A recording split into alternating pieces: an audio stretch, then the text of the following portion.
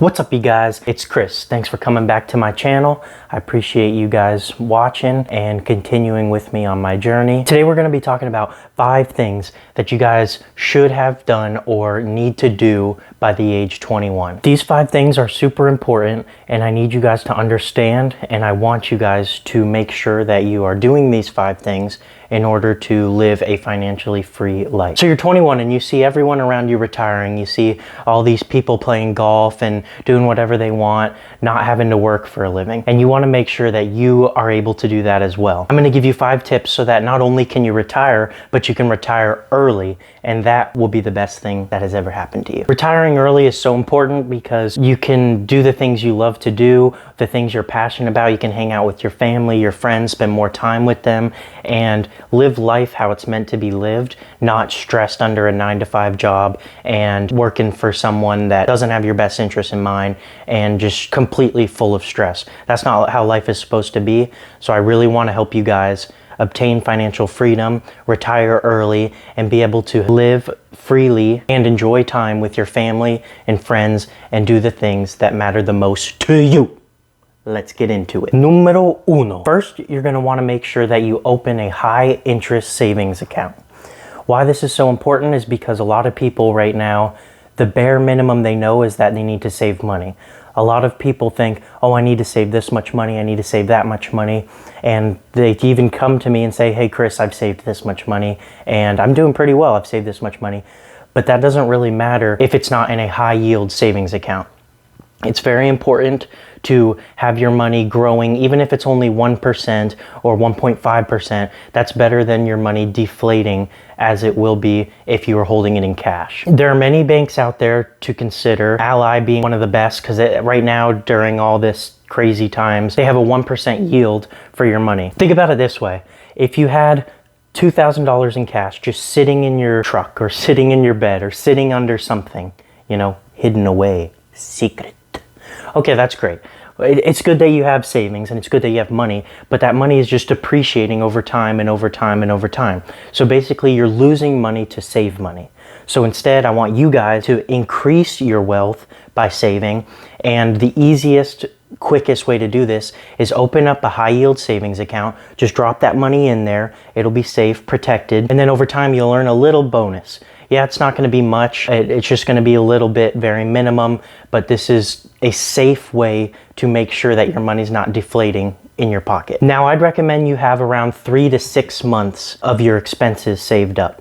Ideally, 6 months is the best, but if you can't do that, I understand. It's hard sometimes to save as much as you need to, but if you can, 6 months is the goal. I need all you guys to create a checklist of all these 5 things and reach for the goal to save 6 months in a high yield savings account, and just let it sit there and save it for a rainy day. You never know when something's going to happen, like medical bills, dentist appointments, car breaks down, you lose your job. You need to make sure you have a safety net that is readily accessible and is completely liquid. Numero dos. The second thing I need you guys to do is walk up to your HR department and ask them, excuse me, I'm wondering what you guys match in a 401k, and I'm wondering how all your benefits and everything works. This is one of the most important questions you can ask your HR department, and obtaining this knowledge will help you greatly in the future. So if they tell you, all right, Chris, I'm gonna match 5% of everything you put in up to a certain amount, my recommendation would be take that match. It's literally free money. They're just like,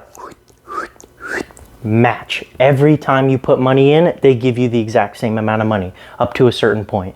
So you want to take full advantage of this free money. Your company is basically handing you free money for investing, which is like the best thing in the world. So match what your employer is willing to give you in your 401k. Number 2 is kind of a 2-parter, because after you do the match of your 401k, you're going to want to open up a Roth IRA. This is so important, and I need everyone to do this. If you haven't done this and you're watching, just pause the video, click on Merrill Edge, Fidelity, Ally, any of the brokerages of your choice, and open up a Roth IRA. This is more important than anything. I want you guys to understand this, because this is a account that you invest your money into. The money is taxed in the beginning, and then as your investments increase in value, you are not taxed when you take it out. This is so important because let's say your investments go up 200% in that account. When you turn a certain age, you are able to take that money out tax-free, and there you go, boom, free profits basically. This account does have a penalty if you need to withdraw money before the certain age restriction they have. So it's not the most liquid form of investing.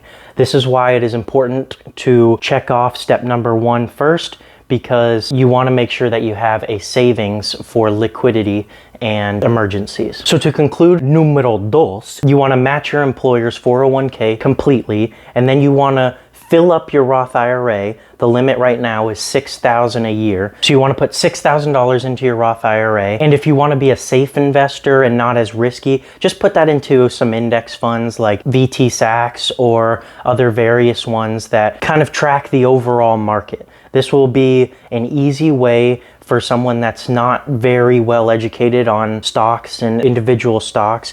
They can just throw their money in there, $6,000 a year, and just watch it grow over time and not pay taxes when they get older and retire. Numero tres. The third thing I need you guys to do is open up a credit card. It is so important to open up a credit card. I can't stress this enough.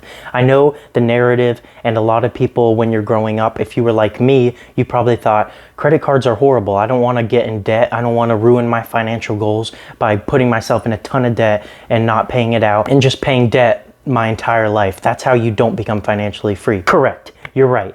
And I would agree with you. But credit cards can also be super helpful in obtaining your financial goals. Many people are scared of credit cards and want to avoid credit cards. But if you learn how they work, you can use them to your advantage, and you and I can take advantage of all the perks and positives credit cards have to offer. So credit cards being horrible for you is farthest thing from the truth. It is so important to have credit, and having good credit is like the adult version of having one of those bikes as a kid with the little cans and the tires that goes like brrr. Everyone in the neighborhood thought you were the coolest person in the world.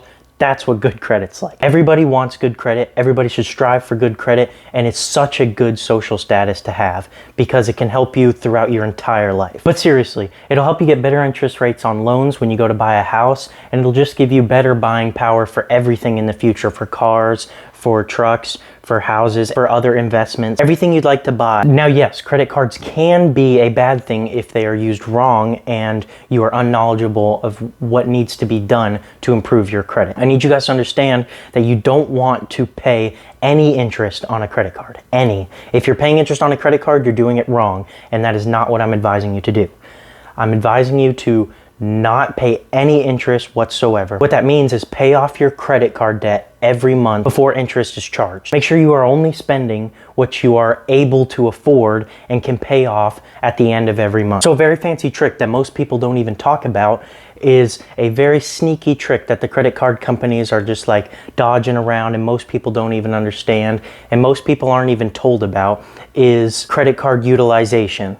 Credit card utilization is very important for the impact it has on your credit score. So I need you guys to open up a credit card, such as Chase Freedom Unlimited, a Charge card, Discover has one. There are multiple different credit cards you can open. Just search around, find the ones that best suit you, that you can get approved for, and that will give you a little bit of reward, like 1.5% cash back on groceries or on 3% cash back on gas. And then credit card bureaus look at your utilization, and they recommend having below 30% utilization. Now, I'd recommend you guys the same thing, but I'd go a step further and say, let's try to do under 10% utilization. So what that means is get a credit card, sign up for a credit card, get the credit card in the mail, take it out, go to the store, buy your fanciest, nicest gum you can buy. You purchase the gum with your credit card, then you pay off the gum before the month ends so that you don't pay any interest on the gum, and you have an under 10% utilization rate. This will help your credit tremendously, and that's all you need to do.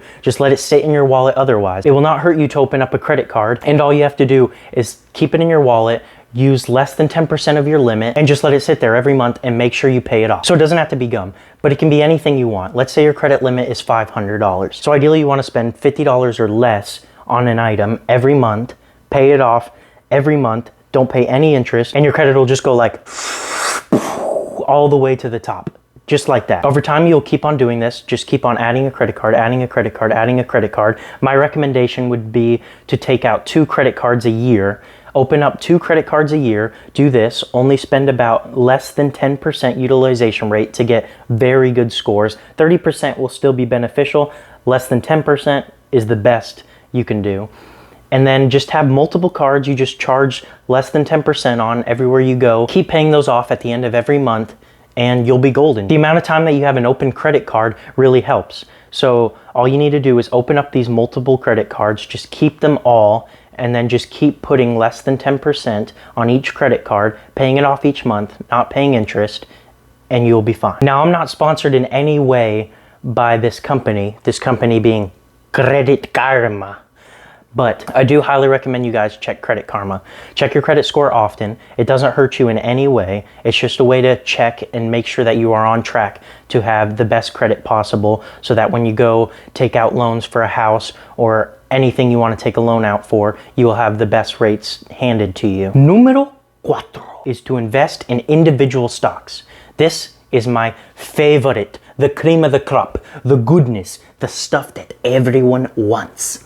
I love this step. This is my favorite step. This is why I talk about individual stocks on this channel, and I love individual stocks. It's a great way to grow your wealth and become wealthy. If you know what you're doing and you are able to take the time to research companies, you are able to sneakily increase your wealth over time in such a way that it will impact your life forever. So while your friends are out there blowing money on Starbucks and food, you are just sneakily putting away all this money that you're not spending on that pointless stuff and putting it into individual stocks that you believe will do great in the future. You have to research a company, research balance sheets, all this important stuff that I can go over later if you guys want me to. Just leave a comment down below and let me know. And once you find a company that you trust in and you really like, you just put that money in there that everyone else is blowing on random things that you're never going to remember you had or that you even care about, and your money will grow over time, and exponentially, and will compound over time,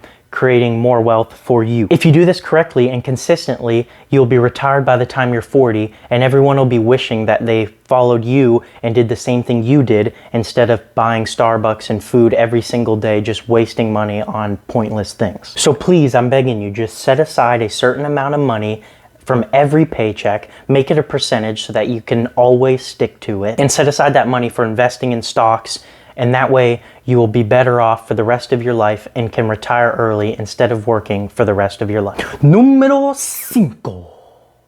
So, number 5. Let's talk here. This one is very important, and it's not one that a lot of people talk about. They skip this one because this one doesn't directly have a direct solution for making money. This is more of a mindset thing and preparing yourself for financial freedom. And that is to invest in yourself. You. I'm talking about you. Number 5 is to invest in yourself. It is so important to do that, and many people skip this step or want to get rich quick and don't want to invest in themselves. Now, what does investing in yourself mean, some of you may be asking? Well, what that means is purchasing some books on a topic you're interested in, reading, researching, doing everything you can to learn as much about everything that's going on in the world. It's important to always stay up to date and to constantly be learning. If there's a day that you have not learned anything, walk outside, go to a library, research on the internet, and go find something to learn that day. You should be learning something every day and investing in yourself by increasing your knowledge you have on various topics. There's so many different things in this world that can create money for you, but you just need to have the knowledge to take advantage of those opportunities. Now, I can't stress this enough. It doesn't matter how much you make. I'm not saying you have to spend all your time researching to be a doctor and something like that, because if you're like me and you're not interested in blood and don't like seeing bloody people, then that won't be something that you're truly passionate about. I want you guys to think hard, sit and contemplate what you're truly passionate about, what really gets those gears turning, and invest your time and understand as much as you can about the topic. It's important to invest time into something that you are passionate about, because that is what will work in the end. If you're not passionate about something, you will get bored, you will lose interest, and you won't care what happens with that field. So once you find something that you're passionate about, invest the time, invest the energy to fully understand the topic, to do your best, to create a way to create wealth with that knowledge, and then invest as much as you can, live below your means, and you will do great and be able to retire early. Thank you guys for watching. Please punch the like button until it bleeds blue like my shirt. I really appreciate it. Please comment and subscribe down below. Let me know if you guys have any comments or anything that you would like me to talk about specifically. And be on the lookout for my next video. It'll be coming soon. Thank you.